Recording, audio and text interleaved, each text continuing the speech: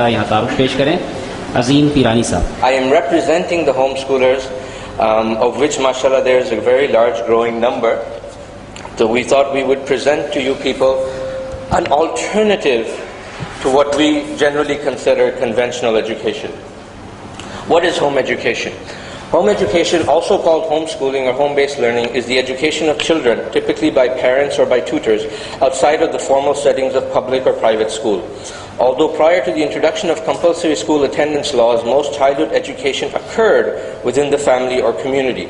Home education in the modern sense is an alternative to attending public or private schools. Now, this is what Wikipedia says, so I'm sure you could have all done that yourself. I'll take it one step forward.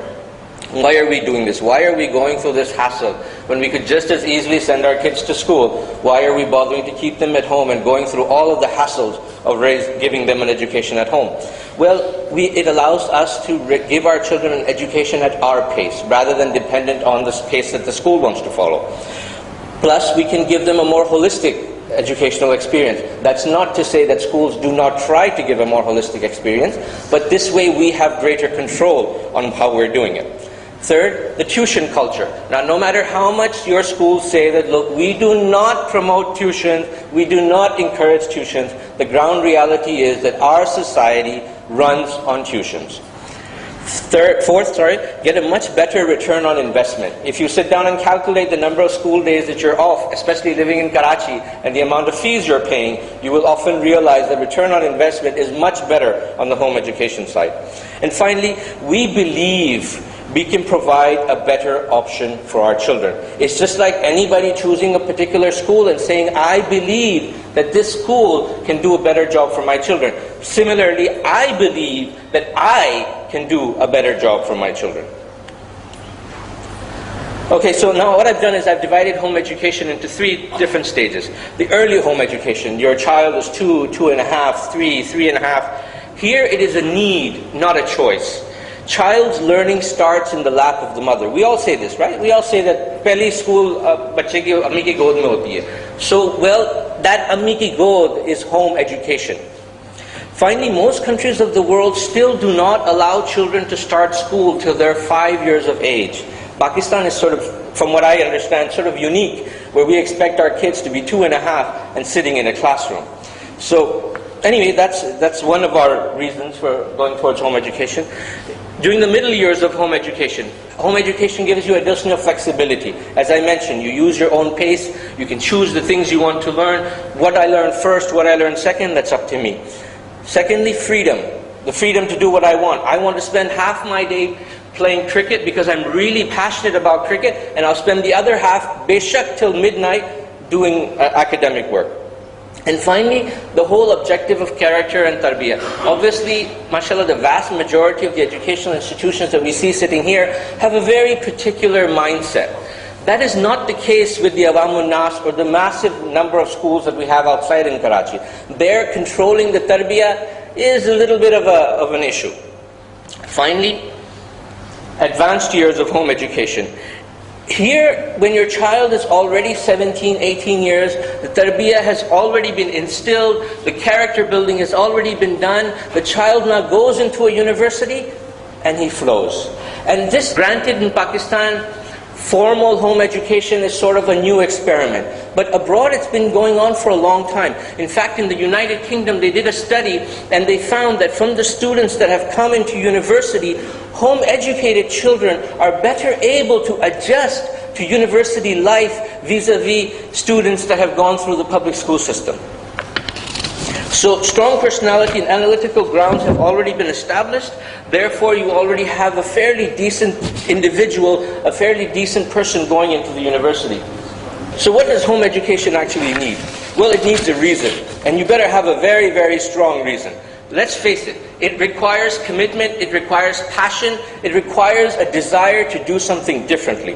It requires a vision. It requires goals, it requires a lot of hard work. You should ask my wife and she'll tell you about that. And finally, it requires a lot of patience and it requires faith.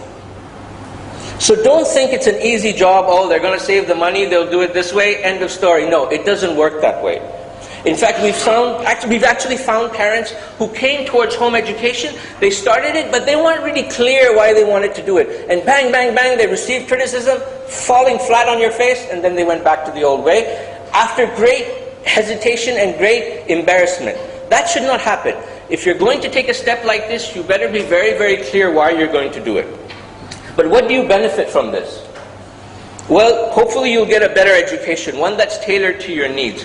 You'll get a well-bonded family. You have people who are working together day in and day out. You have other Islamic benefits where you can control the mahol or the environment that the children are in. But let me correct you. It's not that the kid sits at home all day and all night and just listens to the Quran and sits with his parents. No, it doesn't work that way. They interact with society because we live in this society. Whether we like it or not, this is the society that we have. So you have to interact with it. But at least we have a greater level of control on what the child actually does. Finally, we save a lot of money. There is no doubt about that. We save a lot of money. That should be a very much underlying factor here. And finally, we have a richer social life. We interact with our relatives more than most other people. We interact with our other friends most than many other people. And finally, there are health benefits in terms of, stress, this, that, the other. Okay, going on. Home education challenges. Criticism from families, criticism from friends, people calling you loony, people calling you crazy.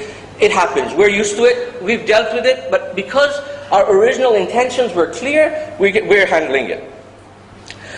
Curriculum. What curriculum should I use? Where should I get it? Where should I go? These are questions that people often ask. Answers are out there. But the point is that these are questions that come into people's minds. What happens when you have multiple children, different age groups? Not a problem. Alhamdulillah, I have 8 of them and they are not all the same age group. Okay? Finally, housework. How does the mother manage it? MashaAllah, she does an amazing job. And that's the beauty of Pakistan. You have access to resources that can help you, whether it's extended families, whether it's maids, etc., etc. Self-learning. Yes, that is a challenge, but that is also the beauty of the whole system. And finally, burnout. Inshallah, that won't happen. Since I'm running short of time, I didn't think I would, but I just want to clear the myths. Children lack discipline. You should come to my house, inshallah, you will see that is not the case. They're social weirdos. Far from it. I've seen YouTube videos of home-educated students giving conference lectures like this. I'm not home educated, but giving conference lectures like this to a whole audience, and people are speaking.